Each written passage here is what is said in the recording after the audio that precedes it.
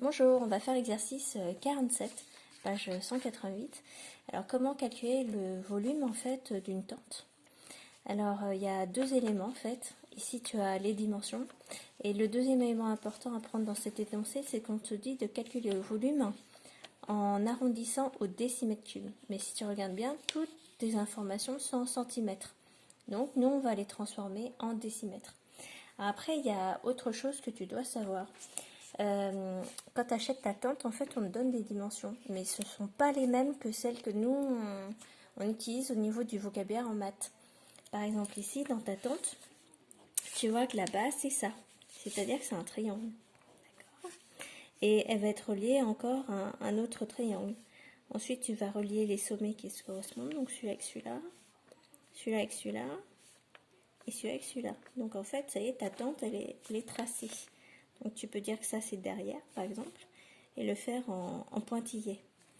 Alors ensuite il y a un autre souci, c'est que finalement quand tu fais ça comme ça, on te dit que la hauteur de la tente c'est 114. Mais en fait ça c'est notre hauteur à nous, c'est notre vocabulaire à nous pour exprimer la hauteur du prisme. Mais en vrai, pour ceux qui vont l'acheter, la hauteur c'est les 114, ils sont là.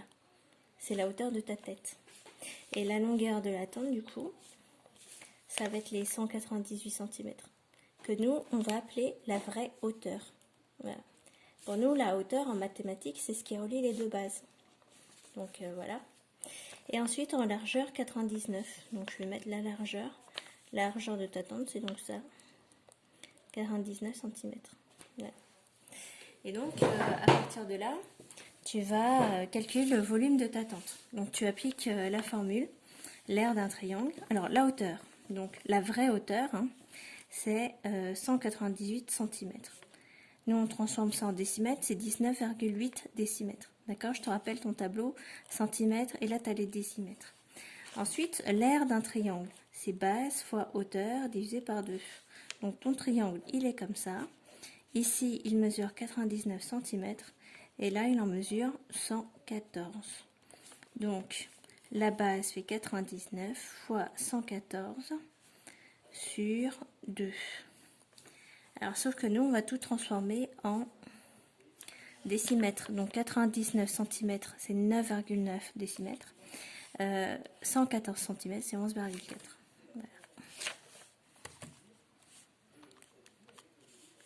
Fois 11,4 divisé par 2. Et donc ça me donne 56,43 décimètres carrés. Et pour passer au volume, j'ai plus qu'à prendre l'aire et la multiplier par ma hauteur. Donc je prends ces deux nombres et j'ai multiplié entre eux. Donc ça me donne 56,43 fois 19,8. Donc tu vois là tu as l'air, tu n'as plus qu'à multiplier par ta hauteur 19,8. Et donc ça fait 1117.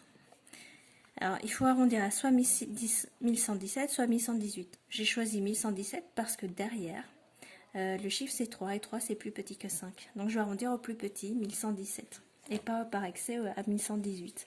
Donc on a arrondi au plus petit selon le chiffre qu'on a derrière. Donc là c'est des décimètres cubes. Et voilà, ton exercice est terminé.